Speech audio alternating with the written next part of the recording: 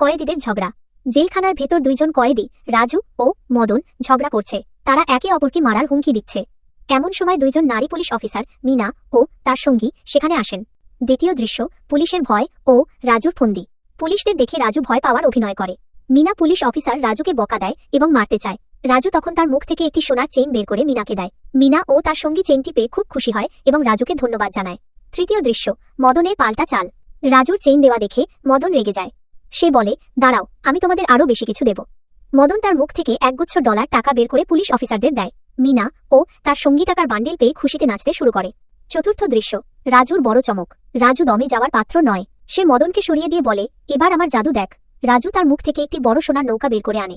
এটি দেখে মিনা এবং অন্য পুলিশ অফিসার একদম অবাক হয়ে যায়। তারা মূর্তির মতো দাঁড়িয়ে থাকে। পঞ্চম দৃশ্য, শেষ চমক ও বিড়ম্বনা। সবশেষে রাজু আরও বড় কিছু দেওয়ার কথা বলে একটি বিশাল লোহার বল বা ওজনদার কিছু উপর থেকে ফেলে দেয়।